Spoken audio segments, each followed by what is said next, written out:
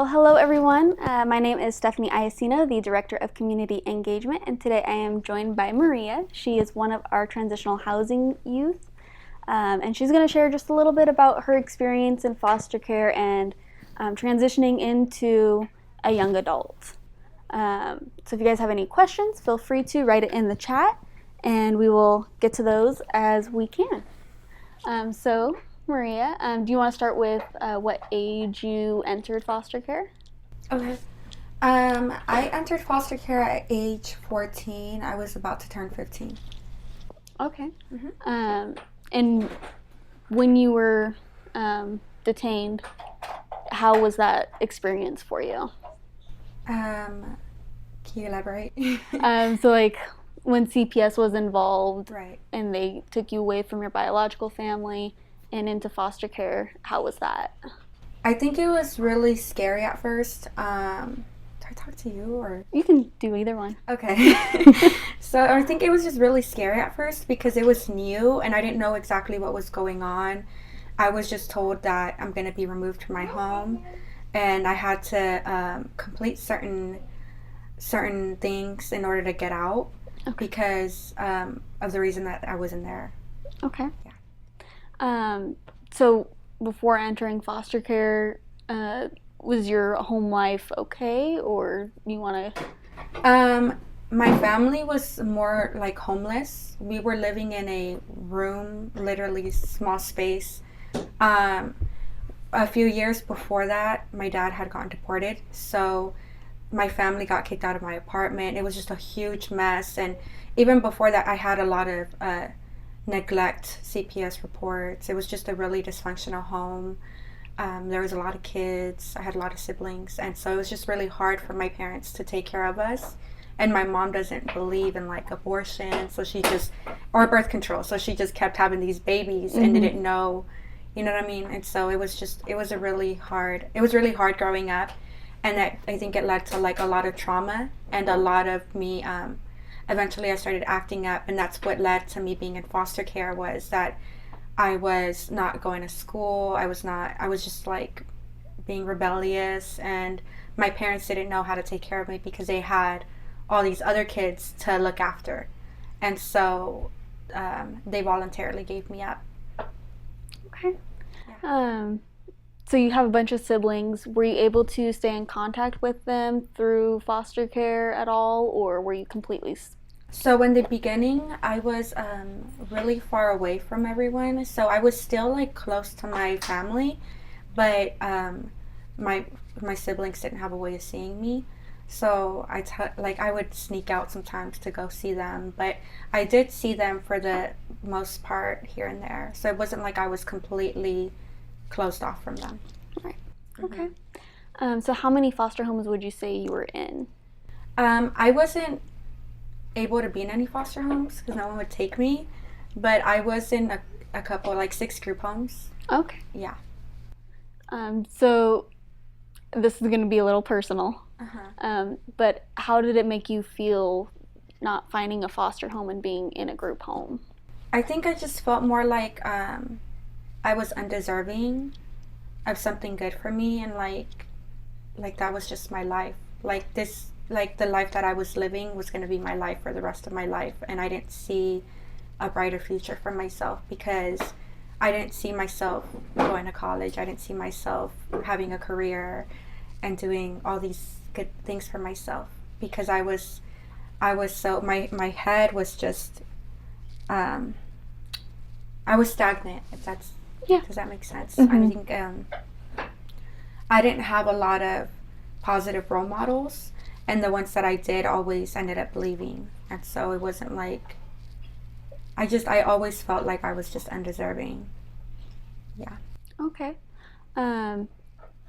So at what age did you leave the group home? Was it at 18 or? So I was able to leave a group home in Santa Rosa at 16, and then I ended up not following, not doing what I was supposed to do, and I ended up back into foster care like 2 months later, and then I aged out at 18.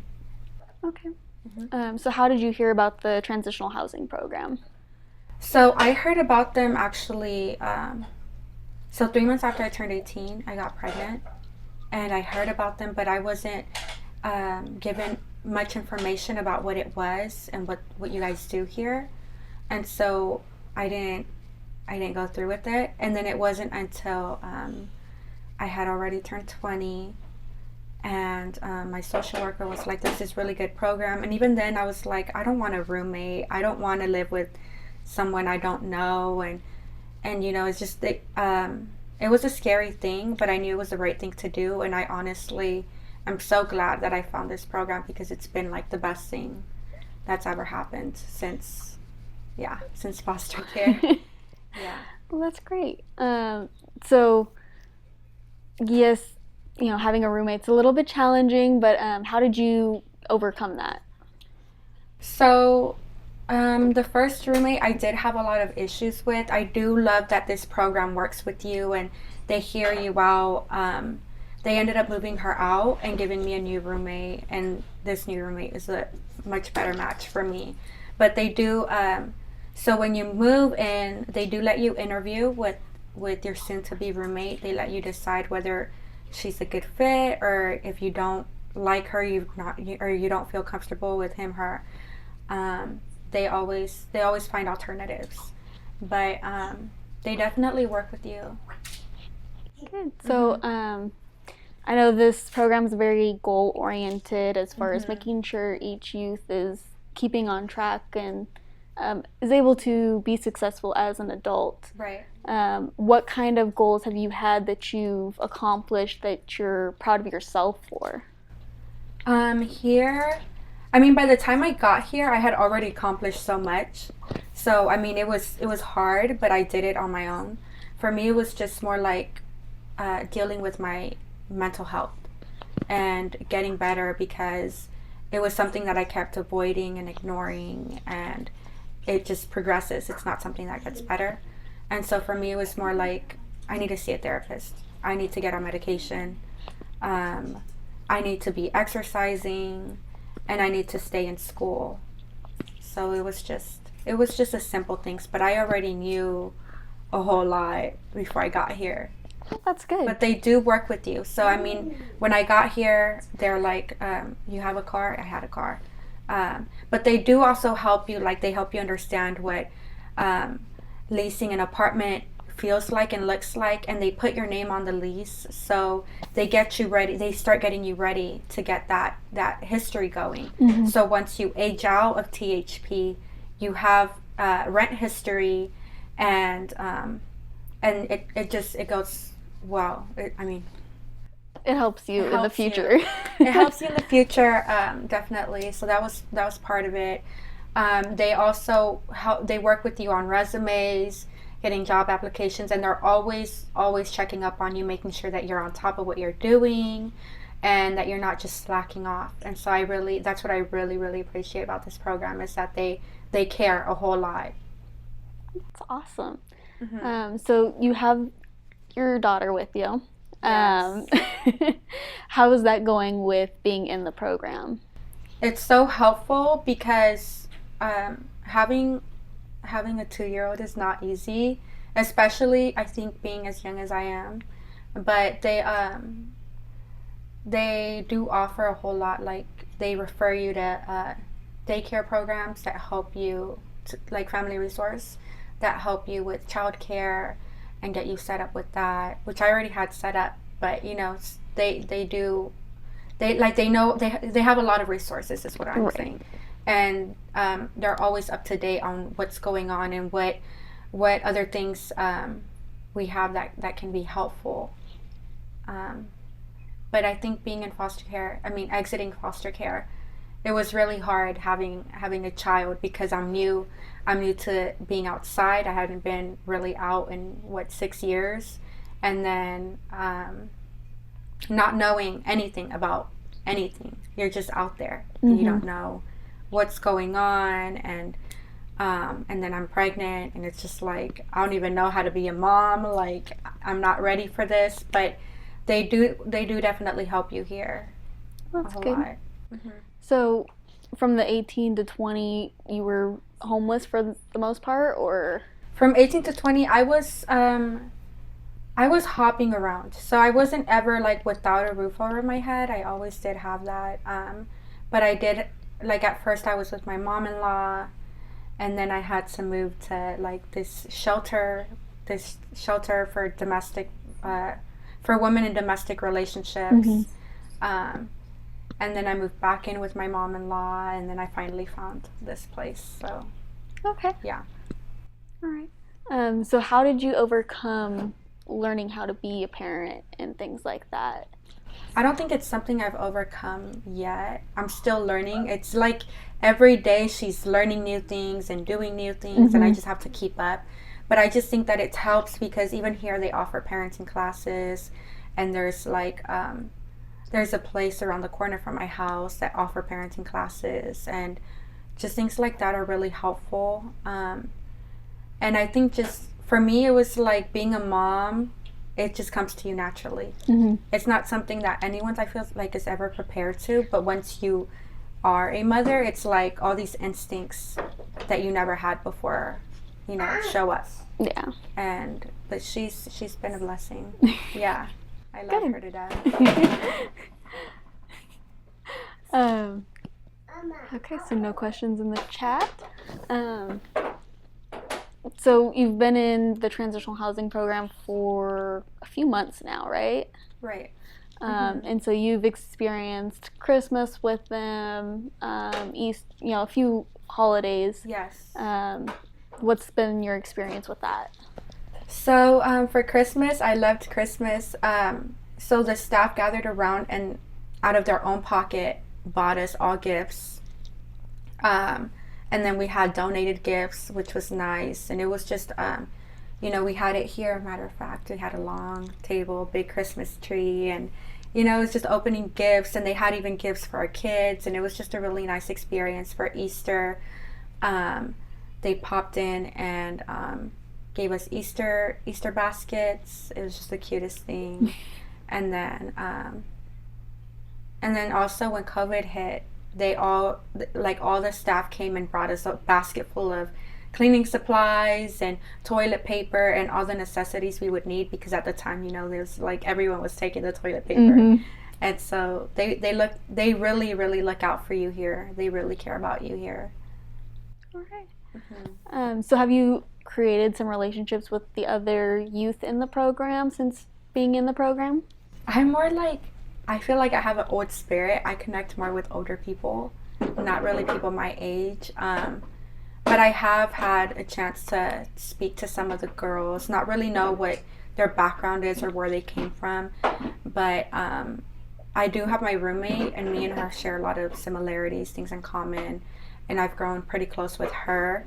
But I've also just connected with the staff. I feel like they open up to you a lot, to where they're here to let you know, I get you and I understand you, and not judge you for anything that you've been through or gone through. And they genuinely care enough to share their own personal stories with you. And I think that's amazing that they're able to do that here. Okay. Okay. Oh, so we have a question in the chat. Okay. So Christina Torres asks, what does she feel she needed most while in foster care, or what you feel like you need now? Okay, so that's a really, really good question, because in foster care, they teach you a lot of things, how to handle emotions, I feel like, and they get you in therapy. But I feel like what they really need to touch down on is that they need to realize that a lot of us don't have dependable family or anyone at all that we can rely on to teach us things, cooking, cleaning, when we get out financing a car, applying for an apartment, applying for a job. I think that that's really essential when you're in foster care, and I don't think that it's being taught enough, because I was in 6 group homes, and none of those group homes was I taught anything at all. So I came out, and they're saying, okay, you can apply for apartment, but apartment is asking you for credit. It's asking you for job experience. It's asking you for pay stubs. And I don't even know what any of this is at 18. I'm just like, what's any of this? Like, what is this? So I just think it's really, really important that I feel like when a youth turns at least 16, I think it's a really good time to start letting them know this is how it's going to be when you age out. This is what's going to happen. Here are the programs that are offered to you, and here's how you apply for college. And that's the thing too is I applied for college, and I'm just like, I don't know what the hell I want to do. Like, I don't know what I want to do for the rest of my life. But they didn't tell me that I have to take general ed courses, math, English, literature, things like that, in order to even get my degree.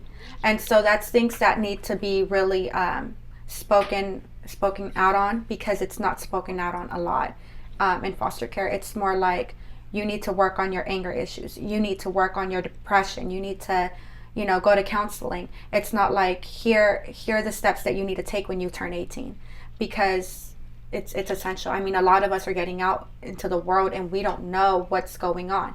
A lot of us have been in foster care. And for example, for me, I was in an out-of-state boarding. It was like a boarding school type out-of-state program. And so I am being isolated for 2 years, and I come out and don't know what's going on in the world at all. And so I just think it's really important that when a youth is in foster care, we let them know this is what getting an apartment is going to look like, and just get them prepared even months before they age out. Get them into a job, get them to apply for credit cards, or just a credit card, and show them how to use it. Show them what credit is and how it works. Show them what getting a car looks like and what financing looks like, what APR is. What else? I think yeah, and then also elaborating really on what AB12 and THP is, because I believe AB12 is a great it's a great alternative if you want to be independent and you know how to be independent. But for someone like me who didn't know anything at all, I feel like once I turned 18, THP would have been the best option, but it wasn't something that my social worker elaborated on. It was just like, here's a program where you go, but it's like, are they going to help me with food? Are they going? Because I was just told they're going to pay for your apartment, not that they're going to help you with food stipends and all this other stuff, which is, something you worry about, because it's like, okay, I can live in THP, but I don't have a job. I'm only in college. How am I going to eat? You know what I mean? Like, stuff like that, I think needs to be really touched down on, or how to get a license, how to apply for a license, and the steps you need to take. And yeah, I think before you have a youth that transitions out, I feel like they need to have their social security card, their birth certificate, and then get them set up with an ID before they age out, because a lot of these kids are coming out unprepared and so oblivious to what's going on.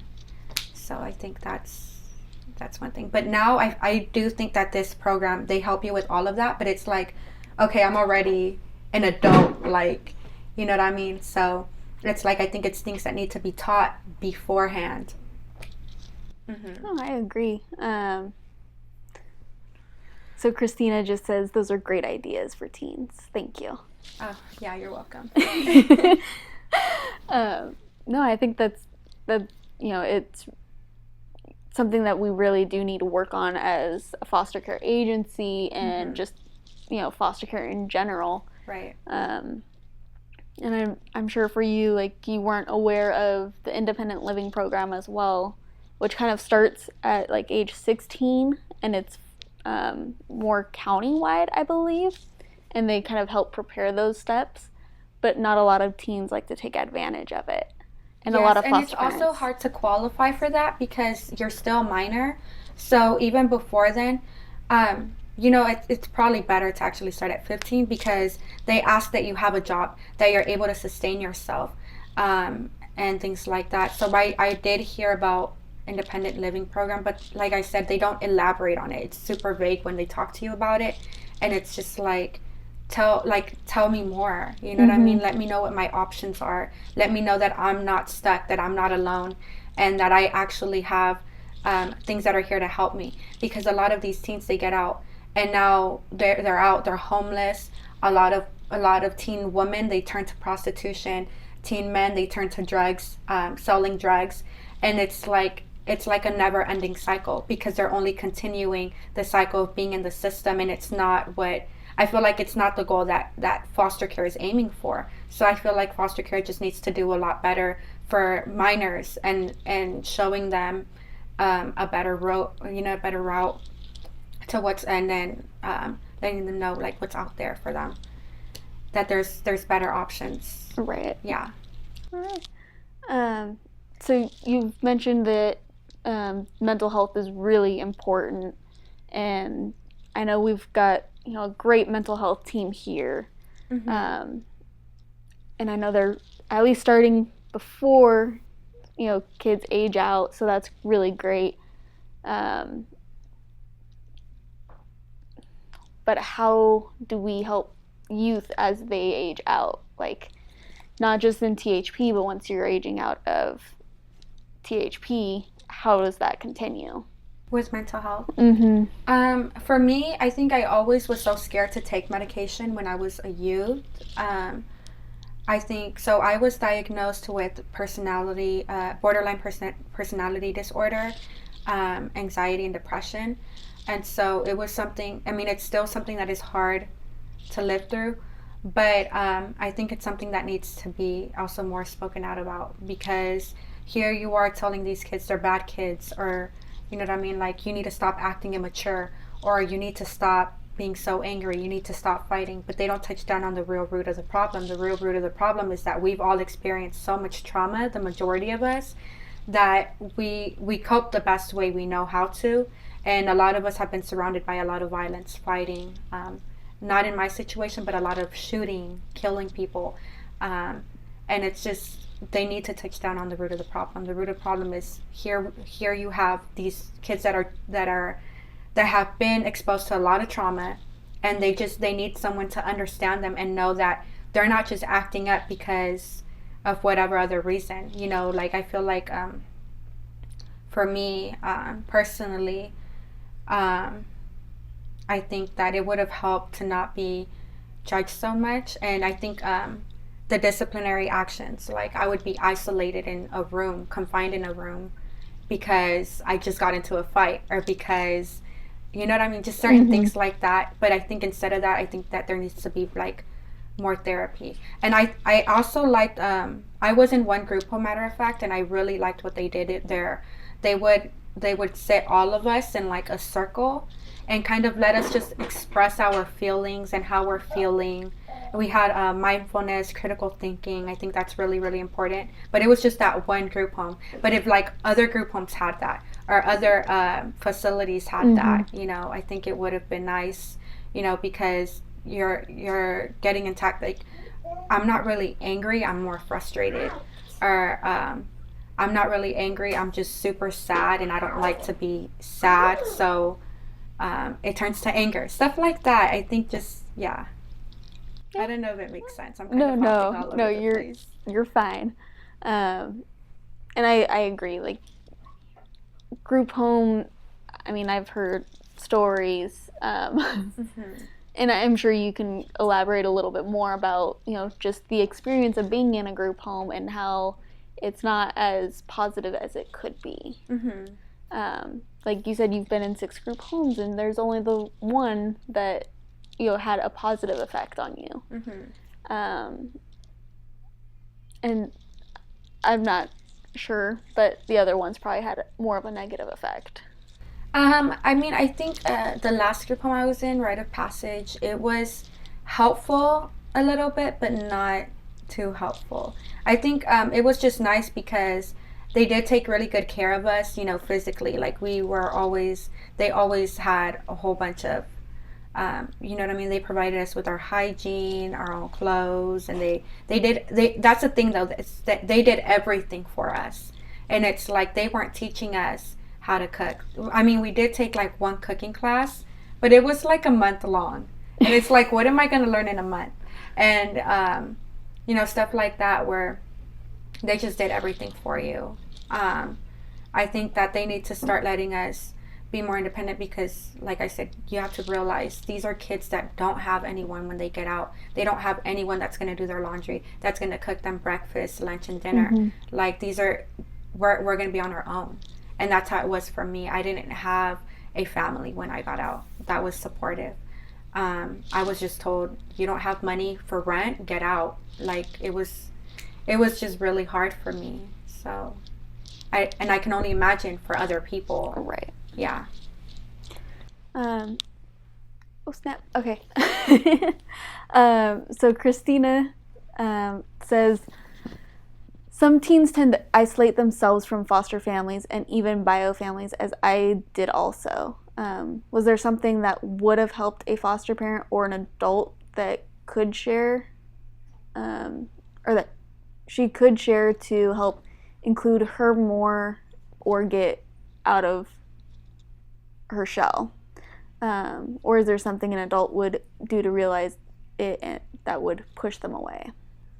I think that for me, I would feel really attacked when I went into a new group home and the staff, they were like, so tell me like what you've been through. Like they're like really pushy on wanting to know about your past life, and it's like, I don't want to tell you, I don't know you. Instead of like saying, hey, what are kind of the things you like to do? Like, do you want to go to the park? Do you want to go to an amusement park?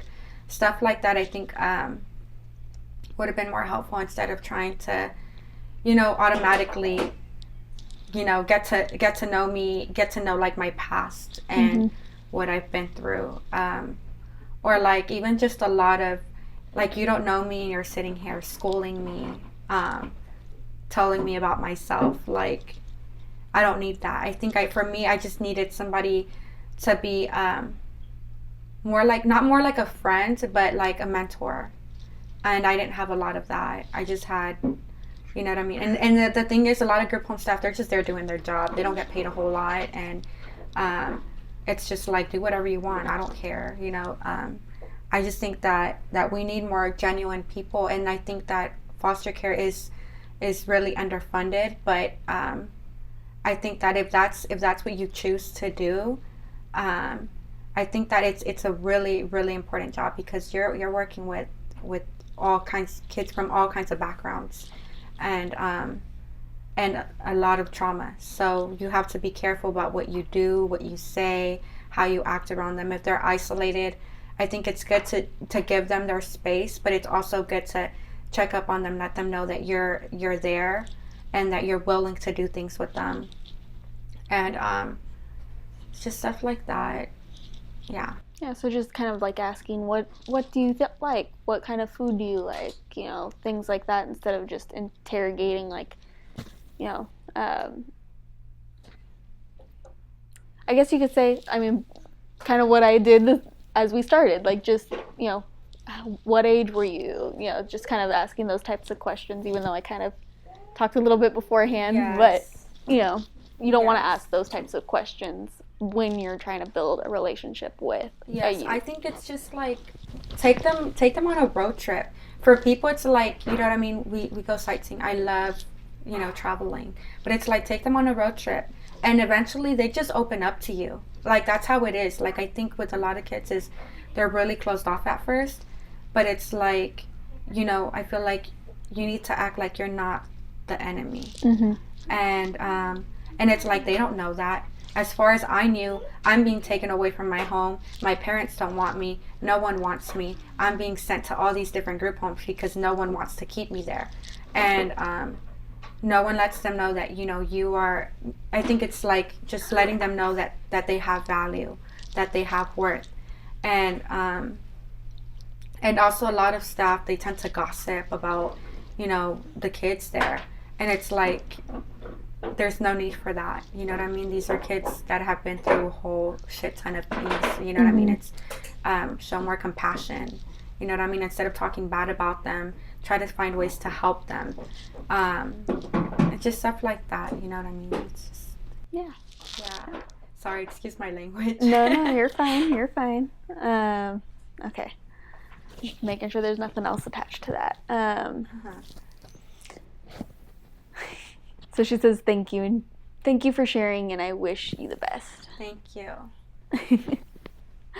So do you have any advice for youth that are in a similar situation, like in a group home or in foster care? I think you need to realize that your circumstance is not your fault, but then also start taking self accountability. So knowing that just because you've been through what you've been through, that's not where it ends. You still have a future, and your reality now is not going to be your reality forever. Because I felt like that a whole lot when I was in foster care. It's like, I'm never going to leave the hood. I'm going to be here forever. I'm never going to be anything. I'm not going to go to college. I don't want to go to college.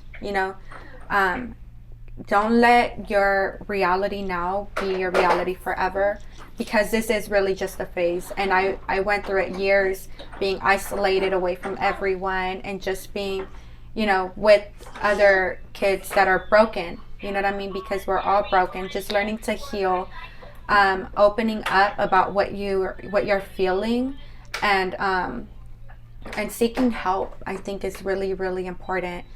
Also asking questions, read a whole lot. I read a whole lot. And then make sure that you're working towards getting your diploma, because it's really helpful when you get out. It's really helpful. Make sure that you're on top of your schooling, and just know that whatever friends that you're missing now, I'm gonna tell you from like my own experience. I was a really popular girl before I got into foster care. Had a lot of friends, a lot of people I hung out with. I am 21 now. I don't remember any of their names, hardly remember their faces. And the reason being is because none of them were really positive influences when I was in foster care. It was always, come run away with me. Let's go drink. Let's go smoke. But you're realizing that this is a thing. These are kind of the things that got you in foster care in the first place. And so just know that this isn't the end, and this it's gonna get better.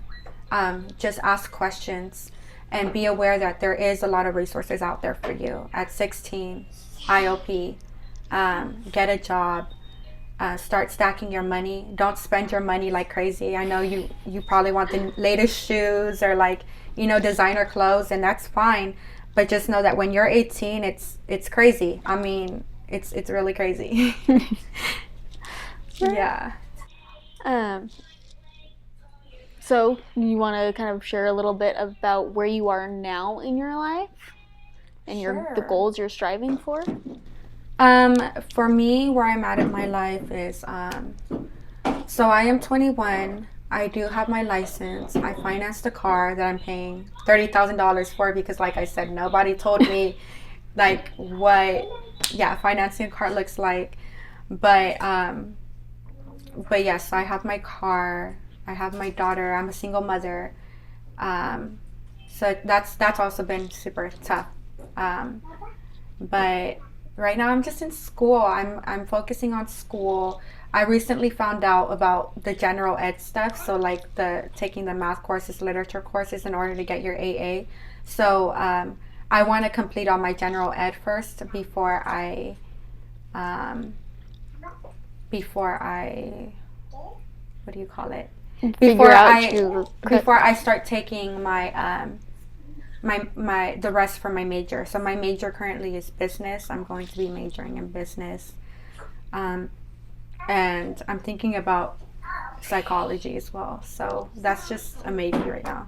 But I'm just in school. I'm still in THP. I have a roommate. We get along perfectly. But yeah. Well, that's good. Oh, and learn how to cook while you're in foster care. Like, offer to make breakfast. Even, it's going to come out nasty at first and people are going to talk crap, but it's okay. Keep cooking because you get better at it. When I got out, I didn't even know how to make rice, and now I perfect it and everyone loves it. So, yeah, that's good. That's good. Yeah. So Andrea says, thanks, Maria, for sharing your story. Proud of all you've accomplished. Just hi, Boo Boo. I love you, Andrea. Boo Boo loves you. Oh, that's great. So do you know like what? So you said you wanted to major in business.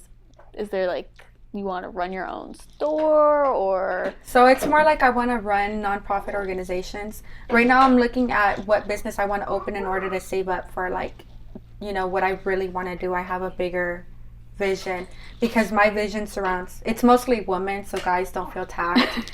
But I feel like women, we're so vulnerable to the world, and we're so vulnerable to, especially when we get out, it's so easy for us to get discouraged and see ourselves as a price tag, and we're not that. We're more than that, and we're so smart and we're so capable of so much, but it's so hard when we've got things that we're dealing with, like domestic relationships, and especially I feel like it's harder for women because once they've been exposed to so much, you feel like you're not worth the thing, and that's far from the truth. We have so much worth, and we're more than just what our bodies are. We're more than just a pretty face, like, you know what I mean? So for me, I want to open up a nonprofit organization that's going to help women, that's going to, what is it called?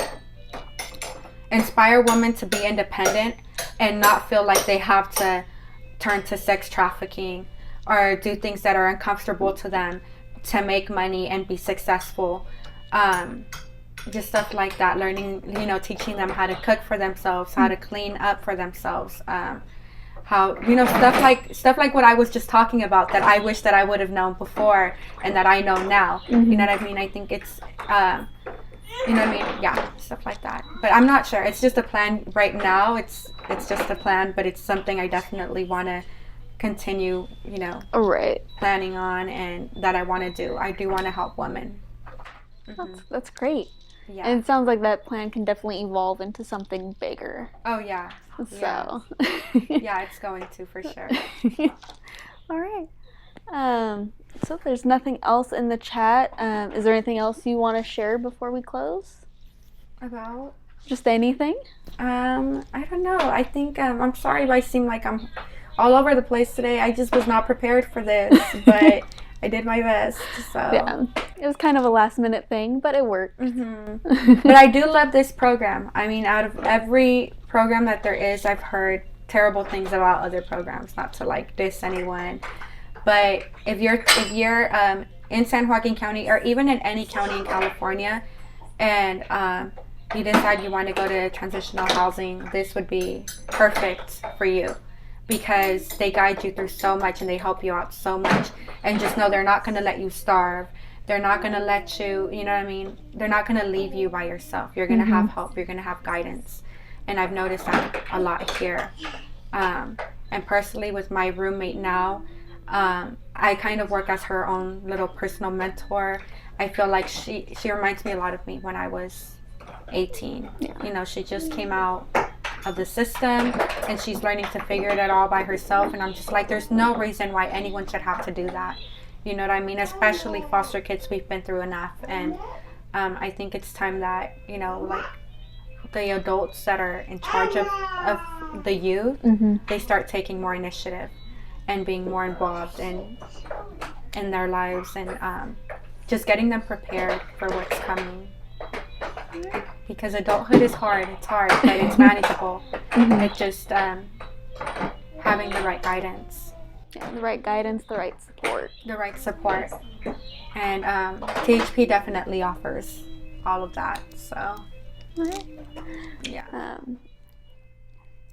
So Shonda says, I love you. We are so proud of you. You are a natural born speaker. Thank you, Shonda. I'm learning.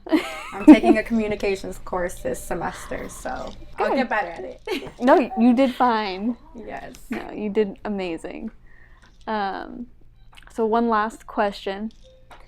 If there's any foster parents listening or anyone interested in becoming a foster parent, is there any advice that you would have for them? Yes. Being a foster parent is no joke. It's not just, I'm going to get this child and collect a check every month. Because if that's what you're in for, don't do it. because these, like I said, these kids have been through enough. If you're going to be in foster care, you need to know that you're dealing with kids that are not easy to deal with. But it's the biggest blessing because you get to know these kids, you get to grow close to these kids, and you get to see the way that they evolve and they change. I mean, I'm still in contact with some of my staff from my old group homes, and I can't tell you how proud of me they are. And I think it's just looking from their perspective in, I think it just would be the most amazing thing to see somebody go from somebody that's fighting all the time, using drugs all the time, getting drunk all the time, to seeing someone be an adult, be in college, be a mom. And I think it's just an amazing thing to be able to help people. And if that's what you're in for, then that's perfect for you. Just know that there's no kid that is too hard to help. You know, all kids are, all youth are, you know what I mean? It just takes time. It takes like the right person. And you know, you might not be the right person for that youth, but it's also good to let them know that it's not their fault, and that they've got always remind them about their potential, because they got so much potential, especially the youth nowadays. You know, I think foster care is evolving and getting better. I mean, I just spoke to somebody that didn't even have AB12 or THP when they got out, so I just think it's nice that it's evolving, but it does still need to do better. But if you're a foster parent and you're thinking about getting some foster kids, just know that, you know, it's a big blessing and it's a huge responsibility. So you need to know that you're mentally stable enough to do so, to be able to take care of these kids and love these kids like they're your own. You know what I mean? Because they don't have, and I think a lot of that is kids get uncomfortable because they've never had that. They've never had anyone tell them, I believe in you, I support you, you've got so much potential, you're such a smart girl. Like, don't sit here and tell them you're a handsome guy, you're a pretty girl, you can do so much. No, you're a smart girl, you're a smart boy, you can do so much with your life. You know what I mean? I see the way you argue, you could be a lawyer. I see the way you care about people, you could be a social worker. You know, stuff like that. Like, encourage them, continue to encourage them, and let them know that they're not worthless and that they're worth so much, and that they're deserving of love. I think that's really important. Mm-hmm. You are amazing. Let me just say that. All right, so there's nothing else. And if you are interested in becoming a foster parent, please consider taking teenagers. Yes. Yes. I mean, poor Maria here was in 6 group homes and didn't actually have a foster home to go to. And that's because we need more foster parents to take teenagers. So, yeah. All right. So nothing else, right? That's it, as far as I know. All right. Do you want to bring your daughter in the camera real quick and say bye? Priscilliana, come here, She's honey. got a diaper. Oh, she always does that. Crazy girl. Come here, sweetie. Okay. She says no. She's being shy today. Yes. She said, It's so funny. Well, thank you so much for sharing your story, and I look forward to working with you a little bit more. Yes, definitely. So if you guys are interested in becoming a foster parent, visit our website, www.parentsbychoice.net/programs/foster care. Or if you're a youth or you're interested in helping our transitional housing program, we always need donations to help with Easter, Christmas, any holiday. We need Furniture. Yes, furniture.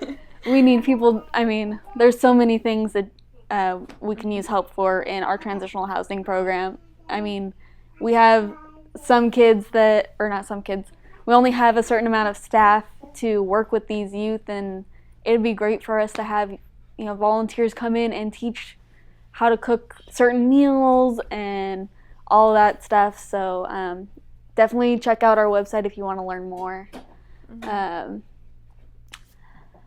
So that's it, and I don't have another live video scheduled for now, but stay tuned and I will post another live video or share when another live video will be going. So thank you guys for joining. Thank you.